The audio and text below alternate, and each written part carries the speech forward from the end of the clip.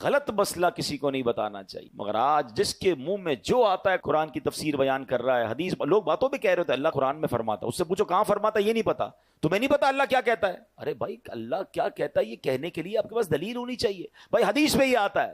آپ نے کون سی حدیث پڑھی ہے؟ وہ میں نے سوشل میڈیا پہ پڑھا تھا، اور بھائی سوشل میڈیا کی ہر بات حدیث ہو جائے گی، ہر بات قرآن ہو جائے گی، ہر چیز کو فارورڈ کر دیں گے، ہر پوسٹ کو فارورڈ کر دیں گے، کیا پتا وہ غلط ہو،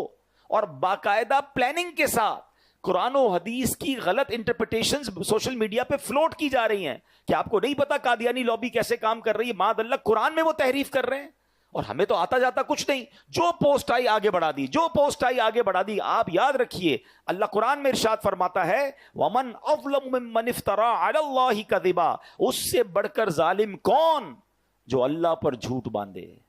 اللہ پر جھوٹ باندھنے کا مطلب کیا ہے کہ اگر کوئی یہ کہے کہ اللہ یہ فرماتا ہے، اللہ کے رسول یہ فرماتے، تو اللہ رسول پر جھوٹ باندھنا ہوا نا، انہوں نے نہیں فرمایا۔ انہوں نے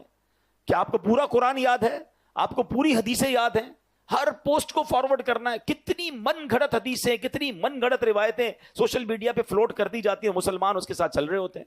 ایسا نہ کریں، آپ کو نہیں کنفرم آپ مسئلہ آگے نہ بتائیں، کیونکہ مسئلہ غلط بتایا اور وہ جب تک عمل کرتا رہا اس کا عذاب کس پر آئے گا۔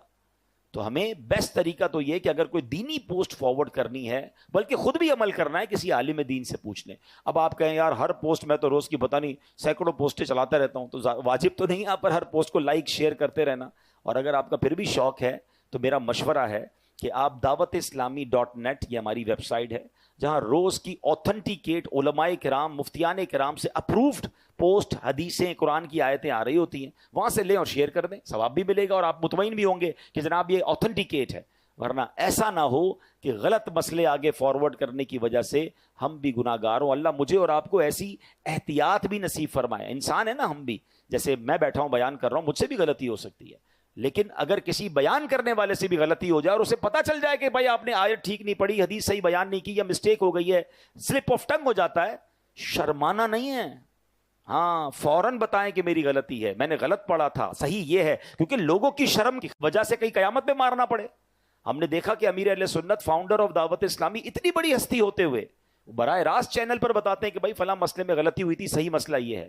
اس میں کوئی شرم اور آر نہیں ہونی چاہیے، چند لوگوں کی شرم اٹھانے کے لیے کہ لوگ کیا کہیں گے۔ ارے لوگ کچھ کہیں نہ کہیں، اگر رب ناراض ہو گیا اور گناہ جاریہ ہو گیا، میں نے جائز کو ناجائز کہہ دیا اور ناجائز کو جائز کہہ دیا، تو میرے لیے تو عذاب کا باعث بن جائے گا۔ تو کبھی بھی زندگی میں اگر کوئی آپ کو بتا بھی دے نا کہ یار آپ سے یہ غلط مسئلہ بیان ہو گیا ہے، آپ نے یہ مسٹیک کی ہے، تو اس میں ایک منٹ نہ لگائیں اور فوراً اس کو ٹھیک کریں، اور الحمدللہ علماء حق سے رابطے میں رہیں تو انشاءاللہ اس کی برکتیں